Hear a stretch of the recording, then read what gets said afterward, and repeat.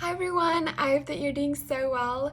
I just wanted to send a quick video to give an update on how things are going here in South Africa, and then also to share how the school went in Amsterdam, which I want to thank all of you so much for your prayers and for your partnership in me being able to attend the school. It was so encouraging to see what the Lord was doing there. We had 40 plus students fly in to come attend the school. We had people from Taiwan, Brazil, America, Africa, and it was just amazing seeing that there's people whose hearts are burning to see reformation in areas of injustice, and they're like hungry to take action. So we had speakers from Iraq fly in. There's this man, him and his family, they're missionaries in Iraq and they're working under a refugee camp. And it was so encouraging to just hear from him. How does it look like to, when you know there is a need, to lay down your life and just go there? And to not only come in with, oh, I want to be the savior, because we know that Jesus is the savior of the people, but how do I long suffer with the people who are in need? As I'm practically helping them to find solution, how do I just sit with them in their pain and be their friend?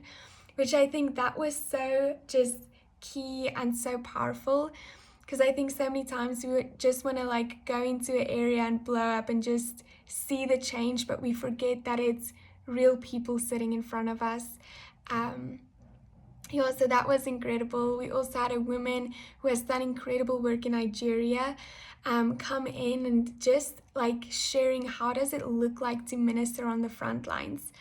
How does it look like to know that you're going into an area that's so dangerous and it might cost you your life, but you're willing to go because you love Jesus and you feel the call that he has given you.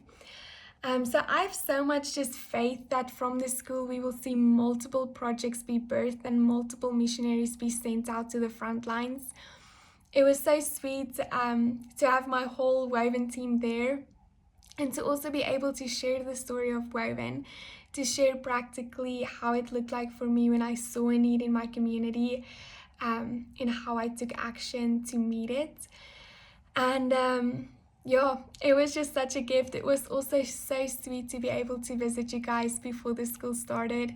And I want you to know that I'm praying for all of you. And I'm just so encouraged to see what God is doing in your community. And then in South Africa, updates on what's happening here. If you've read my newsletter, you would know that we, end of last year, bought one of the biggest clubs in our town with the whole focus of changing it into a place that worships God and honors God. So 2 weeks ago, we had our first prayer set in our new prayer room that's in this building. And it was the first time that worship arose in this club, because formerly it was a place where people threw their lives away, and now it's a place that honors God. And then last week we had our first Jesus night there, where we had 600 people showed up. So many students who just came in. And before the night started, our leader asked in the room, how many of you have thrown your life away in this place? And there were probably like 80 people who put their hands in the air. And one girl, she said to one of our staff, the last time that I was in here, I was drunk.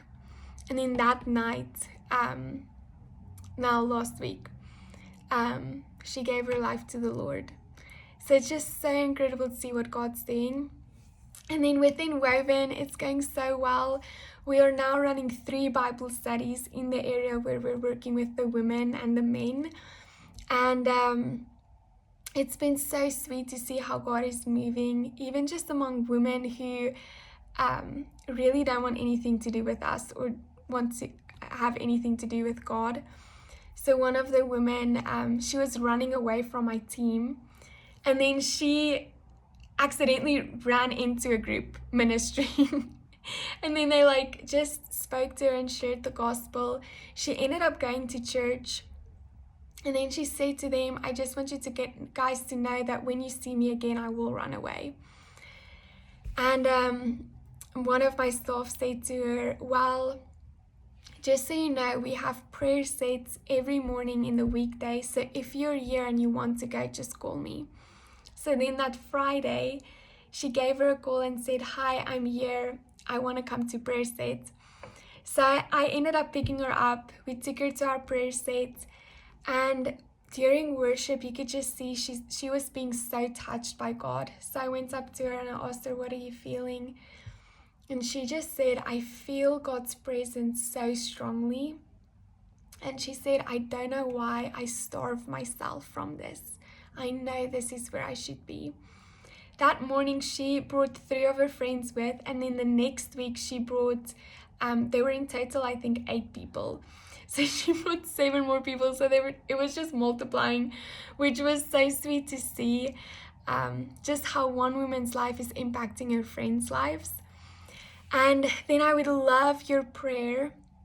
We're having our first ever woven camp at the end of May, where we're just going to bring all these women who are in prostitution, we're going to take them away to a farm, and we're just going to have a weekend where we share messages about Jesus, where we have worship, where we have just create a space for them to encounter God's love, where they're not in a toxic environment, where they're not experiencing stress. And I would love for you to just pray with us that God would truly break in that weekend, and that we would see hearts be impacted and changed, and that we would see friend groups come to faith, not only one woman, but multiple women come to faith. So yeah, that's the update. I hope you guys are doing so well. And again, just thank you so much for your prayers and for your support. It means so much to me. Bye.